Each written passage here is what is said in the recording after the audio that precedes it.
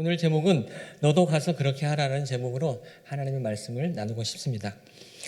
삶에서 소중한 것을 먼저 하는 습관은 행복한 삶을 위해서 참 중요합니다. 이 소중한 것을 먼저 하는 습관이 있을 때에 행복은 저절로 오게 되어 있습니다. 그런데 우리의 삶은 어떻게 채워지냐면 소중한 것을 먼저 하려고 하지 않고 급한 일, 사소한 일, 그런 것들을 먼저 채우다 보니까 소중한 일을 할 시간이 있다 없다? 없는 거죠. 이 점에서 우리가 소중한 것을 먼저 하고 나중에 사소한 일을 할 때에 우리가 갖고 있는 제한된 시간 안에 소중한 것을 먼저 할 수 있습니다. 근데 한국은 아주 긴박하게 일어난 일을 잘하는 사람이 능력 있는 사람으로 이렇게 대우받는 그런 게 있는데 사실은 더 중요한 건 뭐라고요? 소중한 것을 먼저 하는 삶의 습관이 우리에게 필요합니다. 저는 어운동에 와서 제가 보기에 가장 행복한 두 곳이 있는 것 같아요. 어딘지 아세요? 우리 지역에서 가장 행복한 두 곳. 우리 교회요? 좋네요. 제가 믿음이 없어서 제가 너무 세속적이어서 부끄러워가지고 설교를 못하겠습니다. 얼굴 빨개지네. 첫 번째는 한빛 아파트 안에 있는 에어로빅 그 센터예요.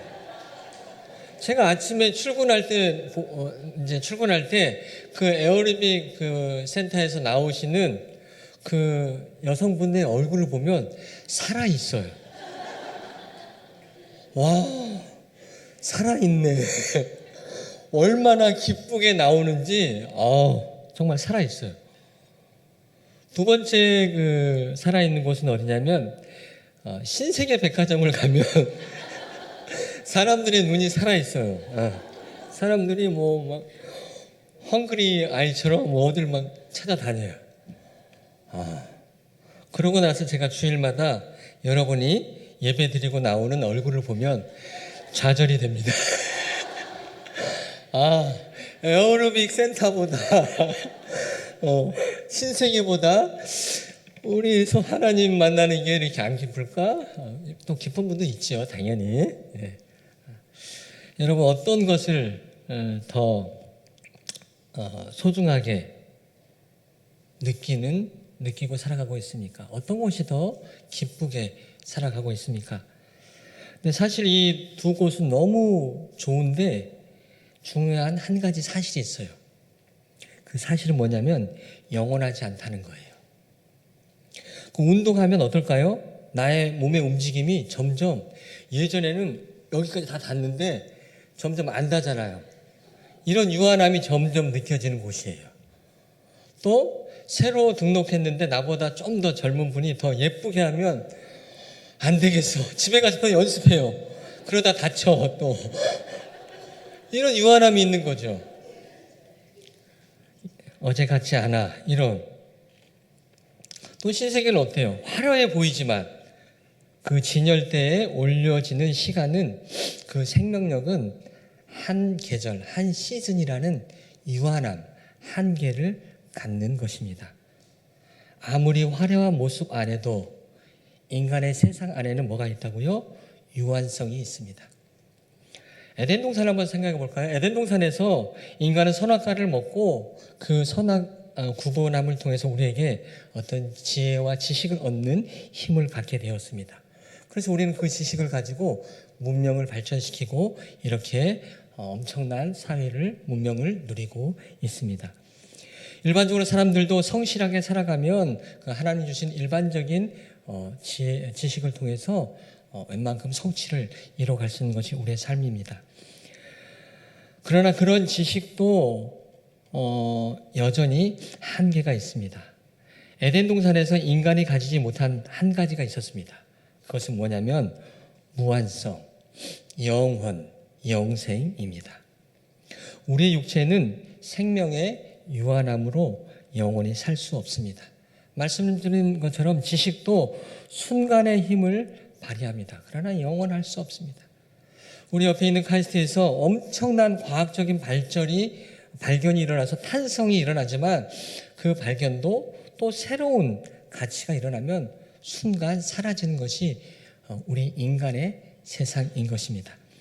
저는 인간의 이 유한성의 근거를 생명나무에서 봅니다. 우리 한번 말씀 한번 읽어볼까요? 창세기 3장 22절 시작.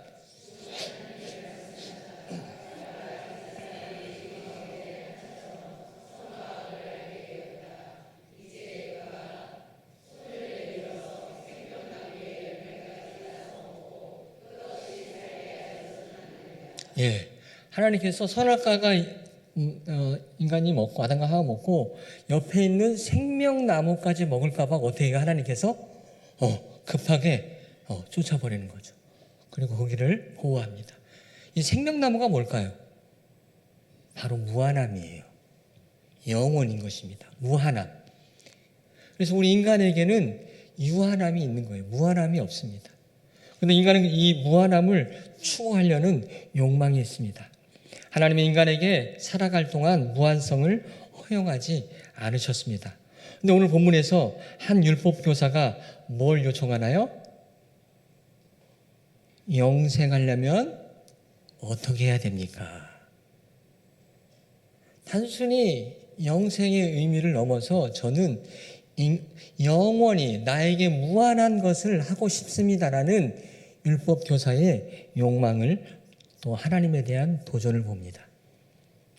예수님은 이 질문에 대해서 우리가 살아가는 동안 하나님께서 허락하시는 제한된 영원성을 알려주고 있습니다. 27절 대답하여 이르되 내 마음을 다하며 목숨을 다하며 힘을 다하며 뜻을 다하여 주 너의 하나님을 사랑하고 또한 내 이웃을 내 자신같이 사랑하라 하였나이다.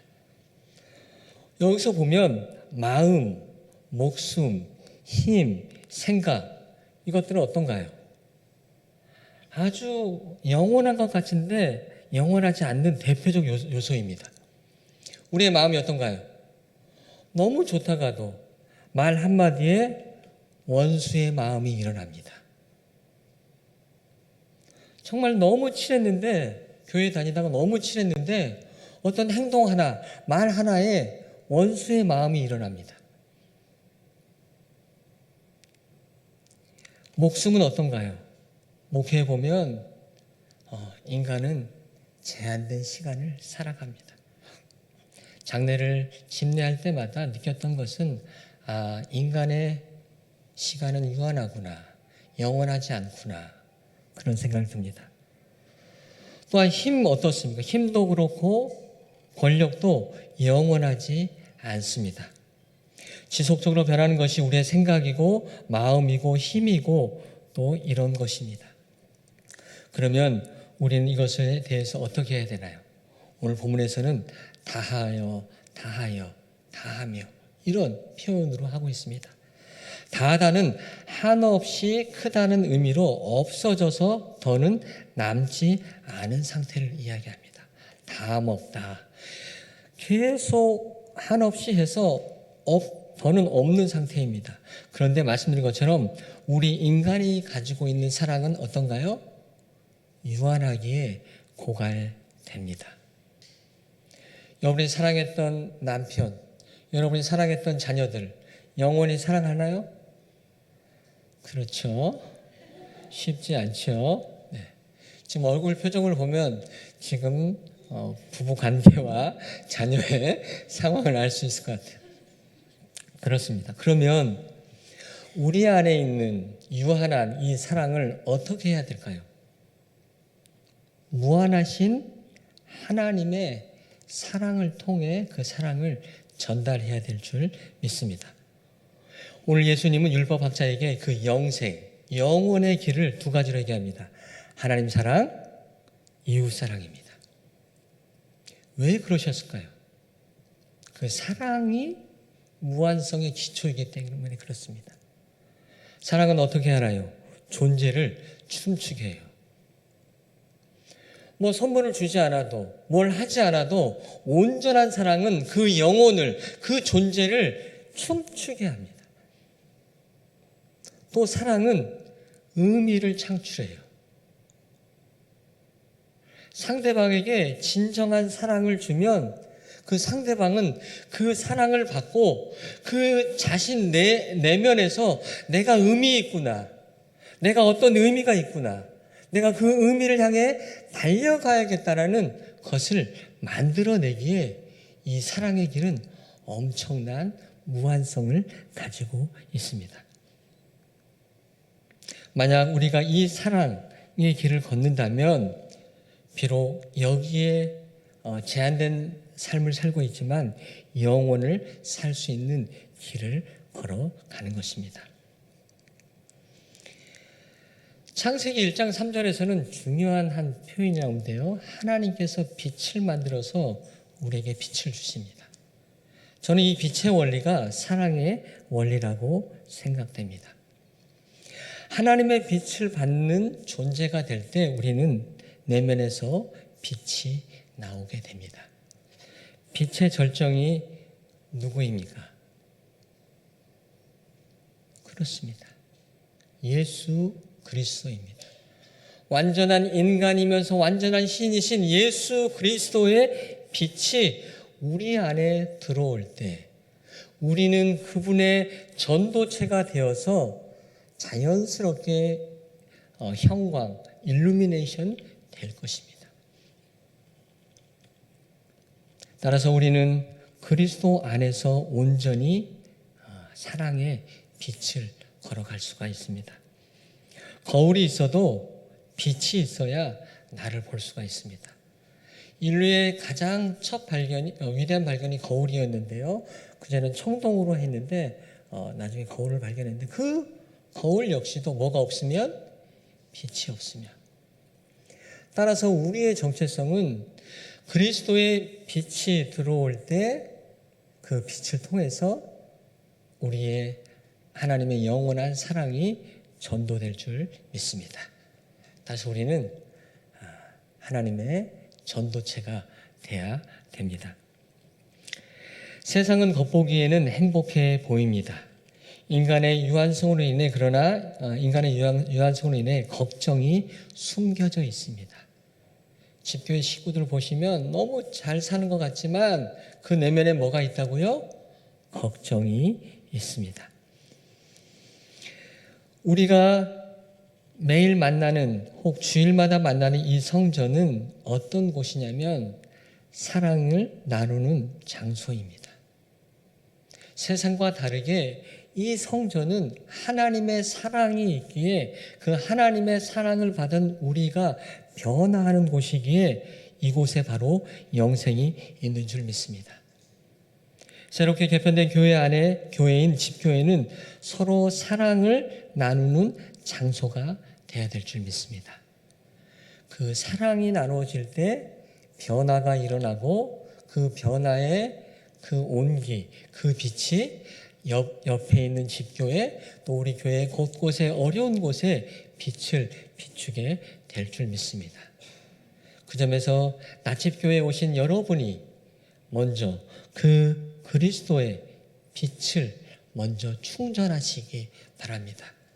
그래서 여러분이 한번 영성훈련 차원에서 밤에 핸드폰을 충전할 때 그 생각을 꼭 하세요. 주님, 저에게도 잘 때 그리스도의 빛으로 충전해 주십시오. 이런 고백을 했으면 좋겠습니다. 피조물, 하나님이 인간을 만드시고 이 피조물은 인간을 돕도록 피조물을 만들었습니다. 자연물이죠. 우리가 먹는 음식들, 이 모든 것들을 인간을 돕는 것으로 하나님께서 만드셨습니다. 그런데 이 자연물, 피조물들이 사랑하는 방식과 태도를 보면 우리가 어떻게 사랑하는 것이 좋은지를 안내해주는 좋은 예가 됩니다. 예를 들어서 물은 어떻게 존재하나요? 물은 제가 제일 좋아하는 그 사자성어인데 상선약소. 물은 유연해요. 어떤 모양에 채워도 물은 어떻게 돼요? 그 모양대로 채워져요. 유연해요. 새로 집교회가 만들어졌는데요. 서로 다를 수가 있어요. 내 모습대로 유연하지 않고 경직되어 있으면 만날 수가 없습니다. 물은 유연합니다. 두 번째, 물은 어떻게 하나요? 위에서 아래로 흘러갑니다. 서로 위에 있는 것이 아니라 아래로 내려서 섬길 때에 우리는 서로 도울 수가 있습니다. 또 물은 어떤가요? 생명력이 있잖아요.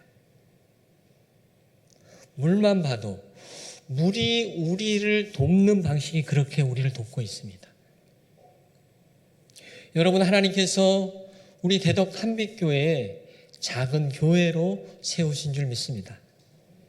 우리 담임 목사님께서 이제 집교회의 명확한 목적을 말씀해 주셨습니다. 교회 안에 교회다. 그렇기 위해서 저는 이 자연물이 하는, 인간보다 더 못한, 우리는 더 잘할 수 있잖아요. 피조물보다. 이 점에서 다시금 내가 어떻게 이 집교회를 만나고 섬겨야 될지, 물처럼 뭐라고요? 유연하게, 또 물처럼 위에서 아래로, 그리고 물처럼 생명력 있게. 생명력 있게 말씀을 매겨야 되는데 억지로 말씀을 막 매겨서 침수시키지 마시고 한 말씀이라도 정확하게. 더 말하지 않겠습니다. 우리도 이 피조물인 자연물처럼 이런 모습을 가질 때 서로 도울 수 있습니다. 그러나 인간에게 가진 자연물이 가지지 않는 하나의 약점이 있어요. 그게 뭐라고요? 아까 좀 전에 얘기한 걱정이 있어요. 이 걱정이 이 섬김과 이 무한성을 하나님이 주신 사랑을 통해 펼쳐가는 이 무한한 이 길들을 어떻게 한다고요? 제한한다. 한번 서로 격려하겠습니다. 걱정하지 맙시다.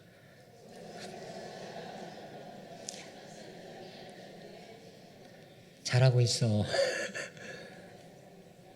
잘하고 있는 것 같아요. 오케이.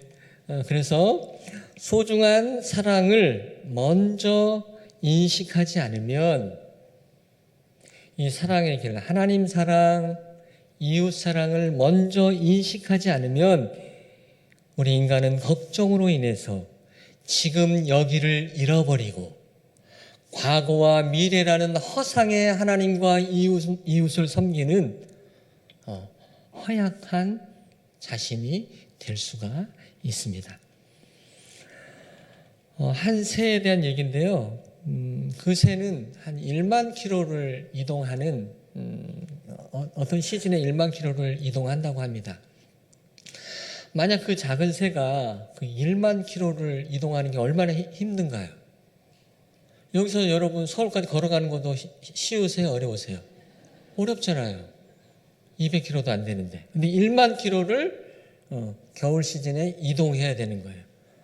계속 날개짓 타고. 잘 날아가나요? 네. 그런데 만약 이 목적지로 향해 가는 한 방법이 있는데요. 그 방법은 뭐냐면 1만 킬로를 생각하는 것이 아니라 목적지만 생각하는 것이 아니라 하나하나의 날개짓을 의미 있게 생각하고 할 때 목적지를 도달한다고 합니다. 이 점에서 그 연약한 새는 내가 1만 킬로를 가야지, 내 집교를 이렇게 만들어야지, 목적도 중요하지만 원천적으로 거기에 도달할 수 있는 이유는 뭐라고요?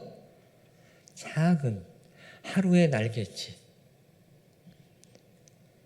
한 1분의 작은 목원들을 위한 기도의 시간, 일주일에 한 번의 그 집교의 예배, 그 작은 날갯짓을 그냥 하는 것이 아니라 너무 의미 있어.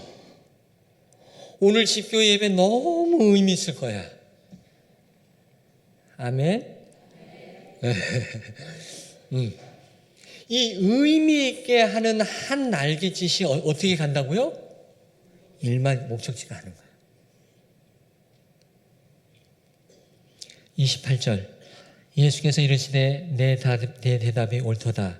이를 행하라. 그래야면 살리라 하시니라.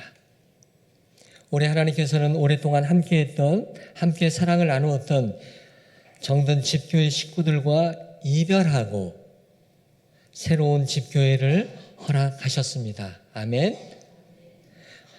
이번에 집교회는 과거의 집교회가 아닙니다.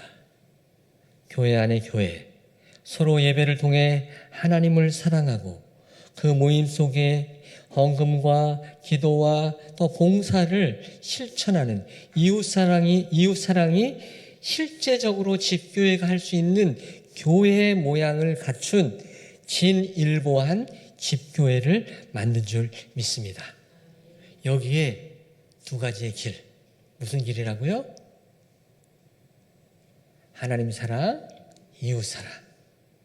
이 율법 교사가 영생을 말했을 때 예수님이 제시했던 그 길을 걸어갈 때 우리 안에 뭐가 있다고요? 제한되지만 영원한 무한함이 있는 줄 믿습니다. 아직 우리가 그 생명나무를 먹을 수는 없지만 보고 맛볼 수는 있다 없다? 있다.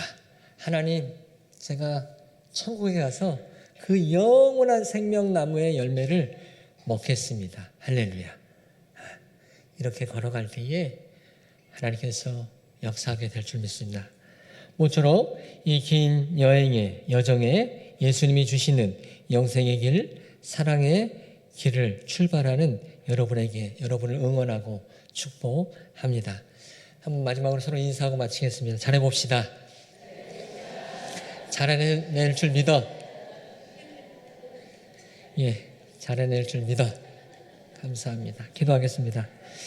하나님 은혜를 감사합니다.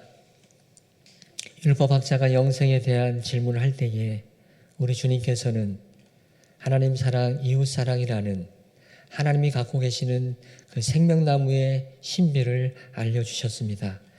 특별히 우리 나집교회 모든 분들에게 이 길이 열리게 하여 주시옵소서. 집교회 모임마다 이 사랑의 길이 일어나서 온전한 성도의 교제가 일어나는 축복이 있게 하여 주시옵소서. 이 모든 말씀을 예수님의 이름으로 기도하옵나이다. 아멘.